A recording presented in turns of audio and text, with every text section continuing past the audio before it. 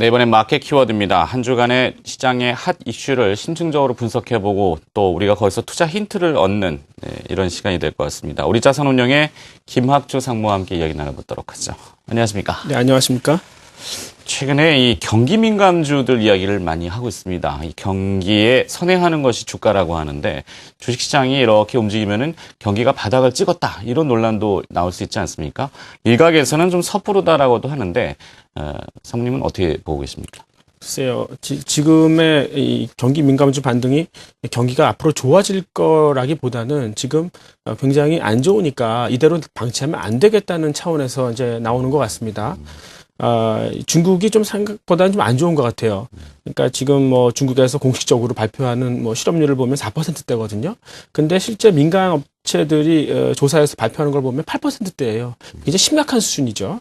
뭐 잘못하면 폭동도 일어날 수 있는 그런 수준이고, 또 이제 중국은 이 부의 불균형을 얘기하는 이 진위 계수를 발표를 안 하거든요. 근데 민간 업체들이 또 발표하는 걸 보면 한 0.63 정도가 돼요. 그러니까 0.5가 넘어가면 굉장히 불만이 많아지는 거거든요. 그러니까 이대로 방치하면 안 된다. 그 수준에 도달을 한 거죠.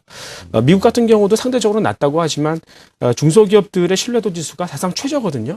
그러니까 특히 이제 최근에 오바마 케어가 되면서 이 중소기업들의 이 정규직에 대해서는 중소기업 회사가 그 부담을 져줘야 돼요. 그게 너무나 크기 때문에 정규직을 비정규직으로 바꾸려고 하는 그런 모습들이죠.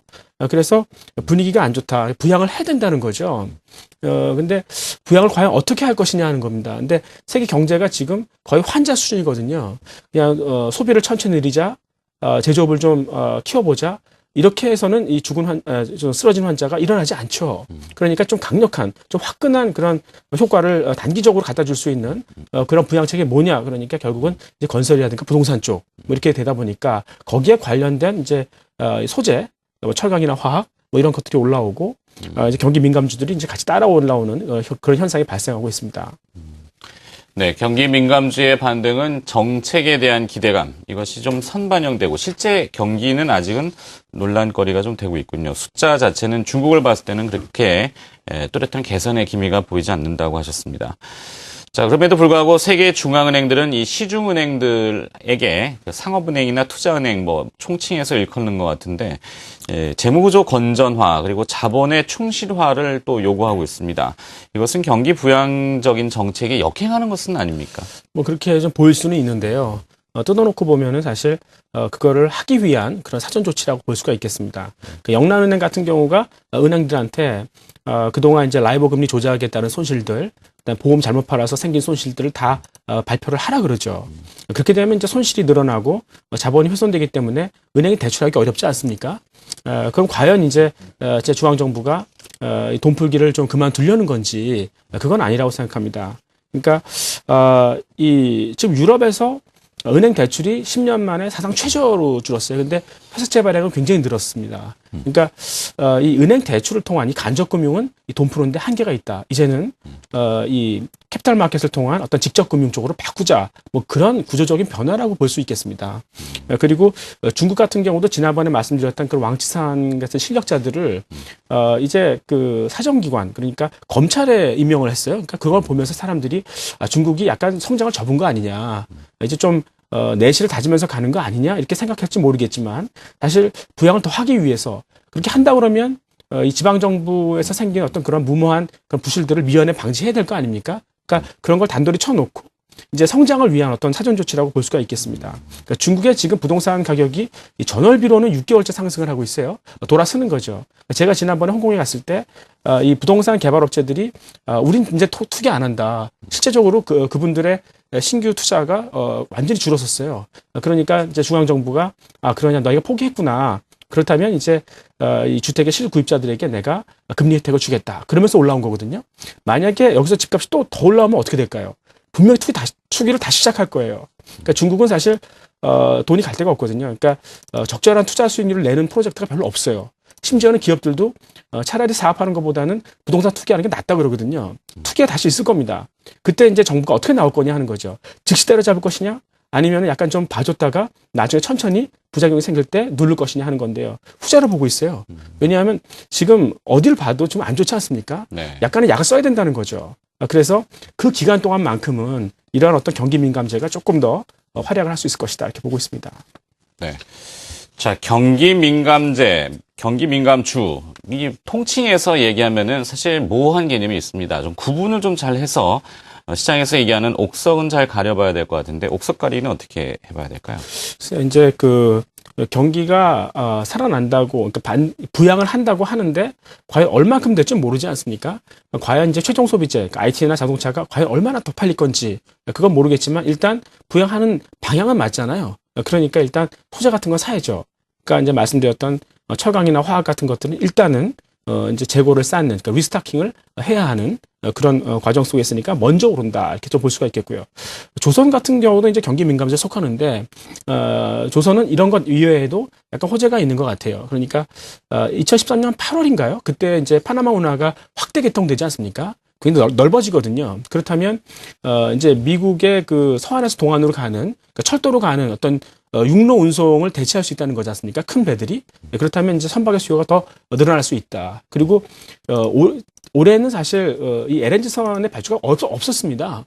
근데 내년부터는 이제 그 호주 그 천연가스 광산이 개발을 하니까 거기에 대한 이 LNG선 발주가 내년에는 있을 것이다. 그리고 특히 이제 내년 2월쯤 되면은 미국도 FTA를 맺지 않은 그런 나라들에게 셰일가스를 주는, 그러니까 일본 같은 데도 셰일가스를 수출하는 그런 이제 법안이 발효가 될 거예요. 그렇다면 더 이제 LNG선에 대한 기대가 생기겠죠. 그래서 이제 조선 같은 거는 한번 이 턴어라운드 스토리를 볼 수가 있겠고요.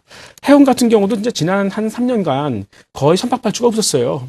그러면 앞으로 이제 해운 시장에 인도될 선박도 별로 없지 않습니까? 그러면은 이제 2013년부터는 공급 과잉이 좀 해소되는 국면으로 접어들지 않을까 이렇게 생각하고요. 특히 이제 컨테이너선에서 좀 경쟁을 주도했던 게 머스크라는 회사였었어요. 네. 근데 그 회사가 세계 1위인데 2008년쯤에 이제 군수업체들을 다 정리하겠다. 경쟁을 심하게 했었습니다.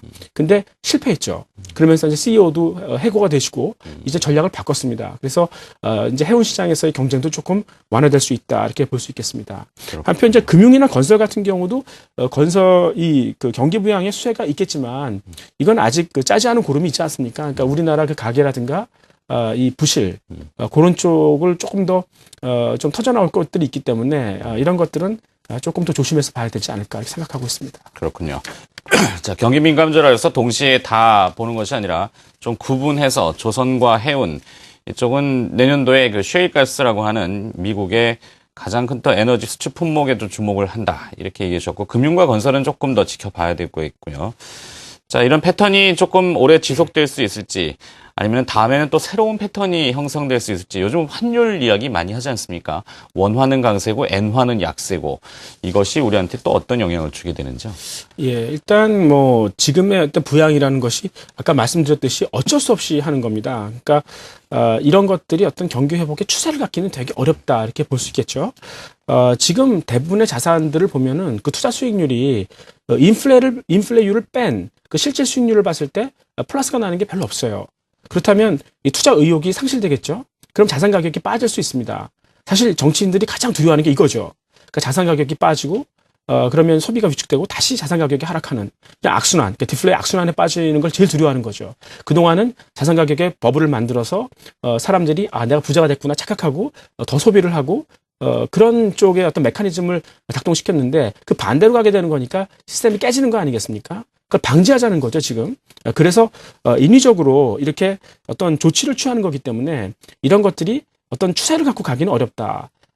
반짝 상승이다. 이렇게 좀 처방이다. 이렇게 볼 수 있겠습니다. 그리고 이제 그 다음엔 어떤 뉴스들이 나올 것인가를 보는 건데 그 다음엔 아마 새롭게 등장할 수 있는 그 이슈가 원화절상인 것 같아요.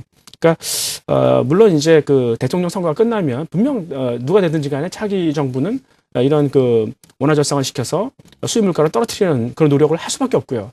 특히 이제 미국이 지난 11월 27일 날 그 환율 보고서를 발표를 했는데 각 나라의 환율에 대해서 다 평가를 했습니다. 근데 이 나라는 너무 환율을 조작해서 조금 더 우리가 프레셔, 그러니까 압력을 가해서 좀 막아야겠다. 그렇게 표현을 한 건 한국밖에 없어요. 그때 당시 환율이 1,080원이었거든요. 근데 적어도 10%는 인위적으로 조작돼 있다. 뭐 이렇게 보는 거니까 이제 1,000원 밑으로 이제 보려는 거죠. 그래서 이런 원화 절상의 부담이 있고 반면에 일본도 이제 좀 있으면 대선이 있지 않습니까? 뭐 자민당이 승리할 것 같은데 그러면은 뭐 무한적으로 양적 완화를 하겠다고 그랬으니까요. 이제 엔화의 이 절하 추세는 너무나 확연한 거 아닌가 이렇게 보면은 결국은 이제 IT하고 자동차가 타격이 되겠죠. 그럼 IT하고 자동차를 팔아서 뭘 살 거냐 하는 거죠. 원화절상의 수혜주가 뭐냐? 그럼 그동안 좀 낙폭이 컸던 그런 내수 소비재가 되지 않겠습니까? 그러니까 음식료를 비롯해서 뭐 이 천연가스라 그 전기가스라든가 그리고 저소득층의 그 소비 관련주들 뭐 홈쇼핑이라든가 뭐 극장 뭐 이런 것도 될 수 있겠고요. 그런 쪽으로 좀 관심을 돌려보는 것이 좋지 않겠습니까? 네. 자, IT는 지금까지 좋은 수익률을 좀 보여주고 있습니다. 삼성전자가 약진을 했고요. 최근 하이닉스도 반등을 했습니다. 일각에서는 삼성전자가 하이닉스의 램을 또 뭐 수주한다 이런 얘기도 좀 흘러나오고 그러던데 반면 LG 디스플레이가 좀 좋지 못한데요. 이 이유는 어디에 있습니까? 글쎄요, 이제 애플이 약진을 했던 거는 삼성전자 약진을 했던 거는 애플이 전략의 실패를 하면서 그 반사이익을 본 거죠. 그러니까 애플은 그동안 이제 그 힘들어하는 부품 업체들을 조금 연명시켜주면서 좀 잘 그런 걸 이용해서 경쟁을 격화시키고 자기가 좀 싸게 부품을 받으려는 그런 노력들을 많이 했었죠. 근데 실패했어요. 결국은 이 IT 부품 업계가 구조조정이 되고 말았죠. 그래서 협상력이 부품 업계로 넘어가고 있어요. 설상가상으로 이제 중국에서 이 저가 스마트폰이라든가 저가 태블릿 PC가 막 나오지 않습니까? 부품의 수요가 더 생기고 있어요. 그러니까 이 부품의 품귀현상이 벌어지는 거죠. 그러니까 애플은 더 구하기 어려운 거죠. 이제 삼성전자가 애플 너한테 부품 안 팔아도 된다. 나 딴 쪽에 더 좋은 마진으로 팔 수 있다. 이렇게 나오니까 애플이 굉장히 당황하는. 그래서 이제 삼성전자가 그 반사이익을 보고 있다. 이렇게 볼 수 있겠고요. 특히 이제 중국의 저가 스마트폰 같은 경우는 스마트폰이라는 게 모바일 D램을 써야 되는 거 아니에요. 네. 근데 PC D램을 써요. 그러니까 이렇게 되면 이제 전기가 자주 방전이 되는 거죠. 그래도 어차피 싼 그 스마트폰이니까 자주 충전하면 된다. 뭐 이런 식으로 가는 거죠. 예, 그래서 뭐 이렇게 되면 사실 하이닉스 같은 거는 물론 모바일 DRAM 디비전도 있지만 그동안 PC DRAM 때문에 고생을 많이 했거든요. 네. 그 부분이 살아나는 거예요. 그러니까 좀 우리한테 좋을 수 있겠고요. 또 이제 애플은 좀 차별하고 싶었어요. 그러니까 아이폰 5에도 인셀 터치 같은 아주 고급 기능을 좀 집어넣고 싶었거든요. 근데 잘 안 돼요. 그러니까 부품업체들이 그거를 잘 못하는 거예요. 그러니까 잘 양산이 안 되니까 삼성전자 막 치고 나가는데 자기네는 물건이 없어서 못 파는. 그러니까 야, 좀 전략을 수정해보자. 그거는 좋긴 좋은데 고급 사양은 좀 나중에 하자. 이렇게 되니까 그동안 이제 고급 사양을 주도했던 LG 디스플레이 같은 경우가 약간 좀 소외되는 그런 모습을 보이고 있습니다. 네. 자, 좀 더 듣고 싶긴 합니다만 시간이 정해져 있어서 오늘은 여기까지만 좀 듣도록 하겠습니다. 예, 지금까지 마켓 키워드 우리자산운용의 김학주 상무가 수고해 주셨습니다. 고맙습니다. 네, 감사합니다.